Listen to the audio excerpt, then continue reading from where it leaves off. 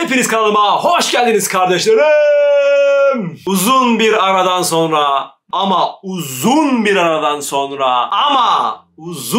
aradan sonra sonunda sizlerin karşısına bir manga incelemesiyle çıkıyorum gençler. Bugüne kadar yaklaşık arkadaşlar 100'den fazla manga inceleme videosu çektim. Bu videoları bütçesi kısıtlı olup da kısıtlı manga alabilecek olan arkadaşlarım için çekiyordum ve hala da çekmeye devam etmeye çalışacağım diyeyim sizlere arkadaşlar. Çekmeye devam edeceğim demeyeyim, söz vermeyeyim. Çekmeye çalışacağım diyeyim. Eğer ki incelemelerin gelmesini istiyorsanız bunu yorumlarda ve beğeni kısmında belirtirseniz arkadaşlar ben de bu isteklerden yola çıkarak manga incelemeleri bölümlerini artırabilirim. Eski günlerdeki gibi biliyorsunuz ki benim kendime vermiş olduğum bir söz vardı. Türkçe'ye çevrilmiş bütün manga serilerini incelemesini yapacaktım. Fakat bu inceleme kısmı bayağı bir sekteye uğradı arkadaşlar. Çünkü çok fazla izlenmiyor. Belli kısımlara hitap ediyor. Çok fazla yorum da gelmiyor. İstek de gelmiyor gibi düşündüğümden. Yani genelde incelemelerimi 105 kişi, 110 kişi izliyor böyle. Yani onlar da büyük ihtimal hep aynı kişiler arkadaşlar. O yüzden ben de inceleme kısmını birazcık böyle geri planda bırakmıştım. Ama şimdi tekrardan bu video ile birlikte inceleme videolarımız geri gelmiş bulunmakta. Bunu dediğim gibi yine yorumlar kısmında belirtirseniz sevinirim. Bu arada bu videoda göstereceğim mangayı çıkartan marka ile hiçbir işbirliğim, herhangi bir işbirliğim yoktur arkadaşlar. Kendim okudum, beğendim. Sizlere de şimdi tavsiye edeceğim. Bu arada şöyle yanında bir tane soğuk çayım var arkadaşlar. İçerisine buzları doldurdum. Lıkır lıkır içeceğim. Bir yandan da sizlere mangayı anlatmaya çalışacağım. Evet, şimdi girişi bayağı bir uzattım arkadaşlar. Bugün sizlere, siz aslında başlıktan da gördünüz, kapaktan da gördünüz. Yine de göstereyim şöyle ritüel. Leviathan manga serisini incelemeye, aktarmaya, sohbet tadında çalışacağım arkadaşlar. İsterseniz başlayalım. Let's go! Şimdi öncelikle bu manganın 2 cildini bana Hazal aldı. Buradan Hazal'a tekrardan teşekkürlerimi iletiyorum. Kendisi bu seriyi beğendiğini söylemişti ve benim de beğeneceğimi söylemişti. Gerçekten de okudum, beğendim arkadaşlar. Hoşuma gitti ve sizlerin de beğeneceğini düşündüğüm için böyle bir videoyla incelemelere dönmek istedim arkadaşlar. Hem kısa 3 ciltten oluşuyor arkadaşlar. Hem Atika'nın basmış olduğu mangalar internet üzerinden alındığı zaman diğer mangalara kıyasla daha uyguna gelebiliyor. %50 indirim sekansında yakalarsanız bayağı da bir indirime geliyor. Buradan fiyatlardan bahsetmişken ben şu an bu videoyu çektiğim tarih itibariyle manganın etiket fiyatı 210 TL arkadaşlar. Ama siz bunu gidip internetten almaya kalkarsanız mesela Amazon'da görmüş olduğunuz üzere 99 TL fiyat bandında satılıyor. Ve 3 al 2 öde gibi kampanyalarda yakalarsanız daha da uyguna almış olacaksınızdır diye düşünüyorum. Destek dükkanından, kendi dükkanından almaya kalkarsanız da arkadaşlar 136 TL gibi bir fiyata geliyor. Bu arada sizlere mangalarımızın kapaklarını göstermek istiyorum. Şöyle bu 1. cildin kapağı arkadaşlar. Görüyorsunuz. Şu 2. cildin kapağı. Bence en güzel kapak bu. Ve şu da 3. cildin kapağı. Şöyle görüyorsunuz. Bu arada mangalarımız şömizli. Şöyle şömizini çıkarttığımız zaman da hemen çıkartıyorum arkadaşlar. Şöyle şömizini çıkarttığım zaman da kapaklar hep böyle oluyor arkadaşlar. Bu şekilde kapaklar bizleri karşılıyor. Siyah, sade bir kapak var. Yıldızlar, uzay kapağımıza hakim. Bunu şöyle açayım. Allah.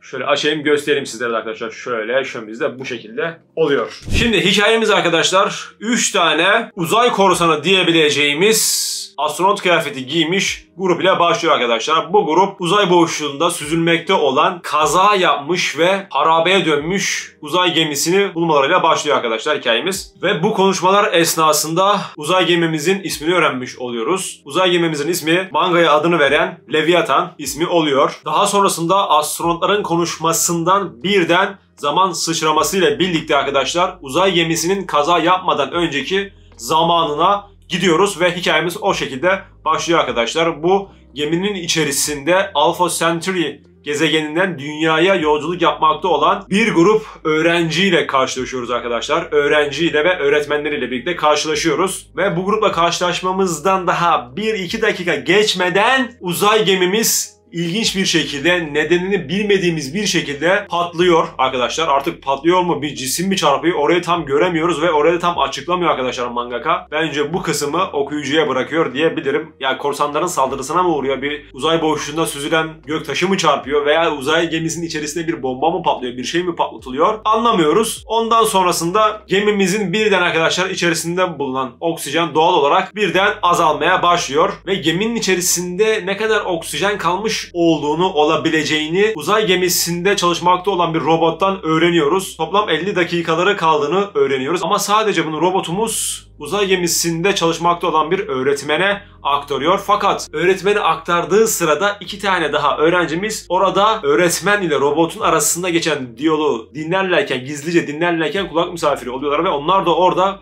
bu sayede öğrenmiş oluyorlar arkadaşlar. Bu 2 öğrencimizin erkek olanı Ichinose, kız olan karakterimizin ismi ise Nikaido arkadaşlar. Bu ikisi öğreniyor. Daha sonrasında Nikaido Ichinose'yi tembihliyor. Bak diyor Ichinose, bunu kimseye söylememiz gerekiyor. Eğer ki bunu birisine söyler isek gemide kaos hakim olur, kaos hüküm sürer diyor. Ama Ichinose sala arkadaşlar, kendisi bir günlük tutuyor ve tuttuğu günlük sayesinde gemide bulunan diğer arkadaşlar, öğrenciler bir şekilde 50 dakikalara kaldığını, çok az bir vakitlerinin kaldığını, bu gemiden sadece bir kişinin kurtulabileceğini, o da şu şekilde arkadaşlar, geminin içerisinde sadece bir tane uyku kapsülü var ve bunun içerisine bir kişi girebiliyor. Bu uyku kapsülüne girebilecek olan kişi kimse hayatını uyuyarak bir şekilde geçirebiliyor. Artık o gemiyi birisi bulursa ve içerisindeki o yaşayanı da bulursa o şekilde kurtulmuş oluyor arkadaşlar. Yani anlayacağınız bu gemiden sadece bir kişi kurtulabilecek. Gemide bulunan diğer insanlar da bunu öğrendikten sonra gemide büyük bir kaos hüküm sürmeye başlıyor arkadaşlar. Herkes birbirini öldürmeye başlıyor. Birbirlerini dost olarak gören insanlar kendilerini katletmeye başlıyor. Hem de acımasız bir şekilde. Bu andan itibaren arkadaşlar gemide bulunan insanlar insanlık ve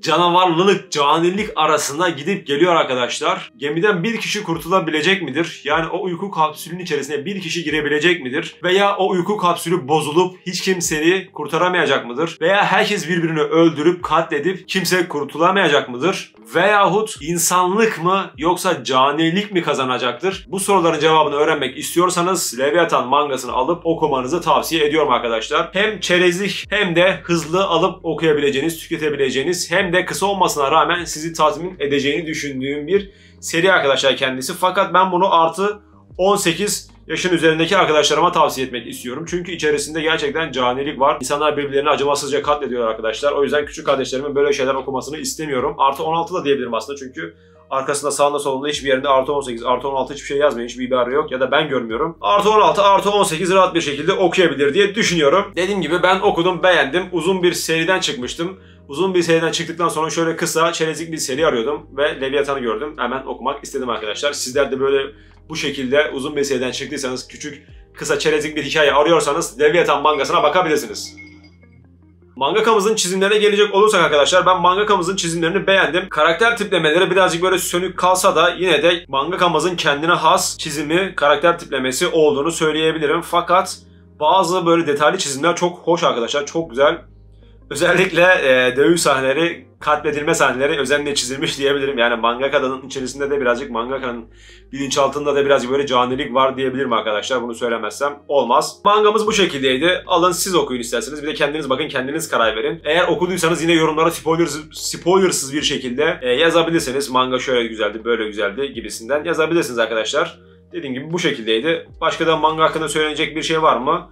Yok diye düşünüyorum. İsterseniz şimdi siz gidin bir çizimlerine bakın yakından. Ondan sonra da incelememizi bitirelim. Let's go.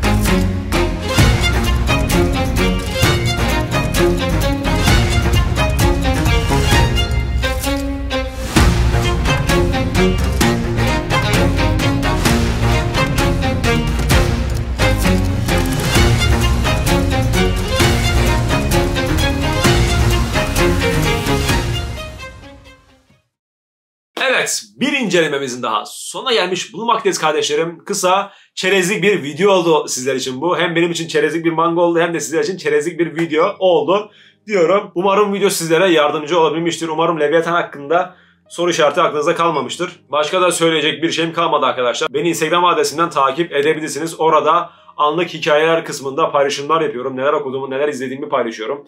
Veya bir manga serisini okuyup bitirdikten sonra orada yine böyle bir inceleme babında kısa yazılar yazarak post atıyorum arkadaşlar, veya kitaplar hakkında. Bunları yine dediğim gibi merak ediyorsanız bakabilirsiniz. Normalde biliyorsunuz her ay okuduğum, izlediğim içeriklerin videolarını çekiyordum ama artık onları çekmeyi biliyorsunuz. Şu an bıraktım, çekmiyorum. Ama o Instagram sayfamda hala paylaşılmaya devam ediliyor arkadaşlar. Post şeklinde atıyorum. O atmış olduğum postları kaydederek siz de daha sonrasında izleyip okuyabilirsiniz. Sizin için de rehber niteliğinde post olabilir diye düşünüyorum. Neyse, çok da uzatmaya gerek yok arkadaşlar. Şöyle çayımdan bir yudum alıyorum. Ondan sonra da videoyu kapatıyorum.